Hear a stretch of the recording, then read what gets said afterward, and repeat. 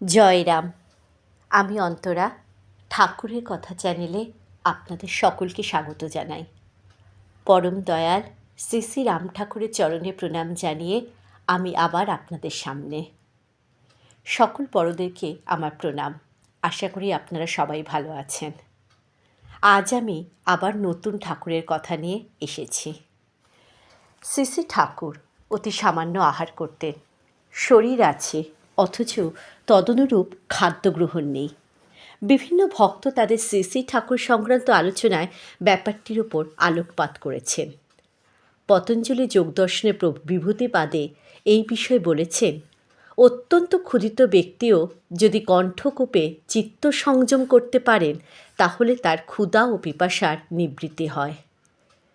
শ্রী শ্রী ঠাকুরের জীবন কথা থেকে জানা যায়, গুরুর সঙ্গে যিনি পার্বত্য প্রদেশে বিচরণ করেছেন এবং যোগীদের দেখেছেন, এই সূত্র বেয়েই গুরুগত যোগ তার মধ্যে সঞ্চারিত হয়েছিল। অনাগত বা অনেক দূরবর্তী বিষয়ে তিনি তার দৈব প্রতিভার দ্বারা দেখতে পেতেন। ভক্তবৎসল ভগবান আশ্রিতকে নানা বিপদ থেকে ত্রাণ করার জন্য পূর্বাহ্নে ব্যবস্থা গ্রহণ করতেন। অন্যের যন্ত্রণা ভোগকে শ্রী শ্রী ঠাকুর নিজের দেহে ধারণ করেছেন অনেকবার। যোগী স্পর্শে সাধারণের দেহ যোগ শক্তি লাভ করে। যোগী তার ইচ্ছা শক্তির দ্বারা অসম্ভবকেও সম্ভব করে তুলতে পারেন। শ্রী শ্রী রাম ঠাকুর সম্পর্কেও বিভিন্ন গ্রন্থে এরূপ ক্ষমতার পরিচয় পাওয়া যায়। শ্রী শ্রী ঠাকুরে আশ্রিত সুরেশ ঘোষের দহিত্রী একটি ছোট বালিকা একবার ডিপথেরিয়ায় আক্রান্ত হয়ে প্রচণ্ড অসুস্থ হয়ে পড়ে। তার কণ্ঠস্বর বন্ধ হয়ে যায় এবং ক্রমশ অবস্থার অবনতি হতে থাকে।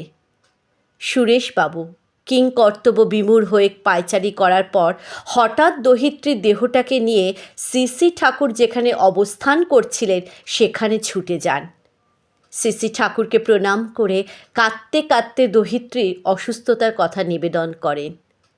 শ্রী শ্রী ঠাকুর বালিকাটির গলায় হাত বুলোতে বুলোতে তার ভবিষ্যৎ জীবনের কথা বলতে থাকেন। অতঃপর সুরেশবাবুকে বলেন, এই রুগ্না মায়েরে এই ঠান্ডার মধ্যে কেন নিয়ে আসলেন? আলোয়ান জড়াইয়া এখনই নিয়ে যান বাড়িতে। রোগ উপশমের বিধান না দিলেও বাড়িতে যাবার পর মেয়েটি মাকে জড়িয়ে ধরে মা মা বলে ডাক দেয় এবং ক্রমশ সুস্থ হয়ে অনেক কথা বলতে থাকে। ঠাকুরের স্পর্শে এমন চমকপ্রদ ঘটনা ঘটে। ঢাকার এক উকিলবাবুর বাড়ির লোকেরা সাধুভক্ত এবং অত্যন্ত সচ্ছল। সেই বাড়িরই একটি মেয়ের বিয়ে হয় অনেক দূরে। বাড়ির সবাই শ্রী শ্রী ঠাকুরে আশ্রিত। ননদ বাপের বাড়িতে এলে তার কাছ থেকে শ্রী শ্রী ঠাকুরের দিব্য জীবনের কথা শুনে বাড়ির মেজ বউ শ্রী শ্রী ঠাকুরে অনুরক্ত হয়ে পড়েন। পরে একবার ননদের গ্রামের বাড়িতে গিয়ে সিংহাসনে স্থাপিত শ্রী শ্রী ঠাকুরের পট দেখে অন্তরের মধ্যে আকুলতা জাগে শ্রী শ্রী ঠাকুর দর্শনের জন্য। কিন্তু বিধি বাম, বাড়ির কর্তারা তাকে কোনোদিন শ্রী শ্রী ঠাকুর দর্শন করাবেন এমন সম্ভাবনা ছিল না। ননদ ওই বধূটিকে আশ্বাস দেন, তুমি মনে মনে তাকে ডাকো, একদিন তিনি নিজেই উপস্থিত হবেন। অগত্যা মনেই মথুরা দর্শন করতে করতে শবরীর মতো প্রতীক্ষায় কেটে যায় অনেক কাল।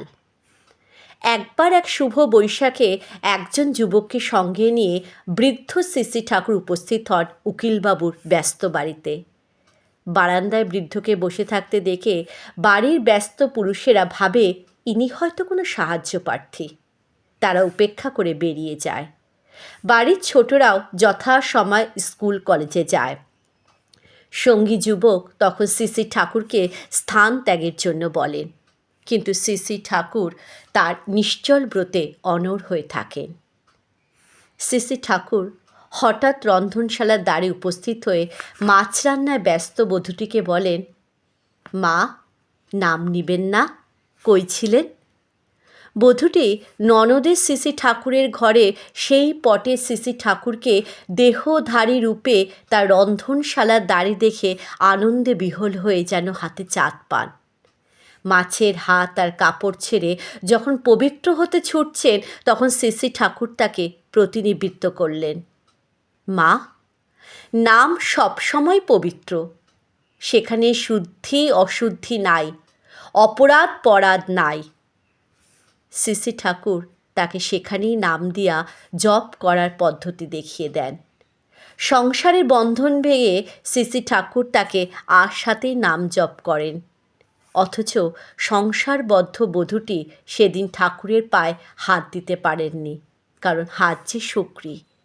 তৎক্ষণাৎ মধ্যাহ্ন সূর্যকে মাথায় রেখে দীপ্ত আলোকে উজ্জ্বল ঠাকুর ঢাকার রাজপথে নেমে তার নির্দিষ্ট কর্মে চলে যান।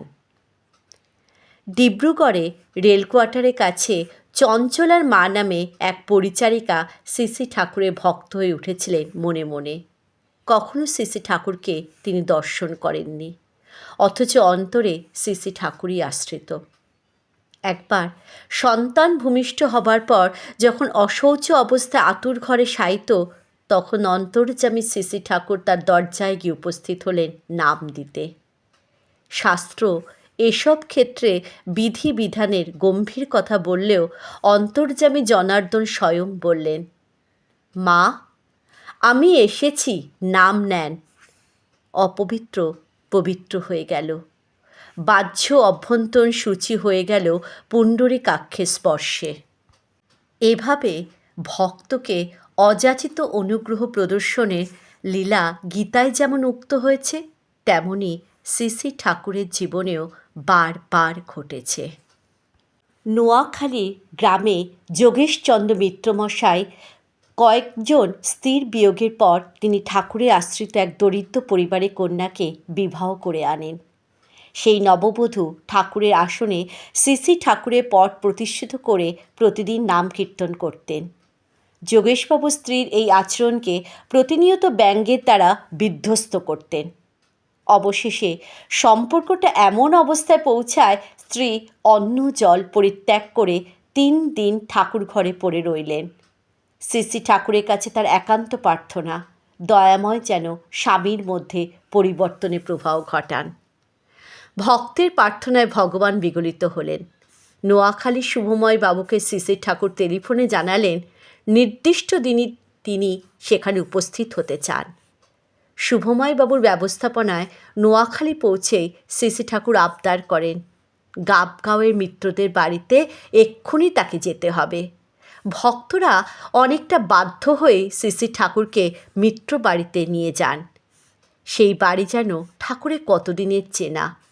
সোজা ঠাকুর ঘরে উপস্থিত হয়ে মিত্রমশাই স্ত্রীকে বলেন, আজ 3 দিন পর্যন্ত আমার খাওয়া হয় নাই, আপনি ওঠেন, উঠে খান। স্বয়ং অভুক্ত ভগবান প্রসাদ চাইছেন, আর কি বিমুখ করা যায়? এত বধূটির কাছে পরম প্রাপ্তির অমৃতক্ষণ। শ্রী ঠাকুর কিভাবে তাদের একান্ত পারিবারিক ঘটনাটি জানলেন, এ কথা ভেবে গৃহকর্তা একটু ভয়ভীত হয়ে পাশে ভাগ্নেদের বাড়িতে পালিয়ে যান। শ্রী ঠাকুর তার খোঁজখবর করায় ভক্তরা তাকে শ্রী ঠাকুরের সামনে উপস্থিত করেন। ভক্তবৎসল ভগবান তাকে অভয় দিয়ে বলেন, অপরাধ কিছু হয় নাই, নাম নেবেন। এভাবে অযাচিত কৃপা প্রাপ্তির পর মিত্রমশাই এক নতুন মানুষ হয়ে ওঠেন।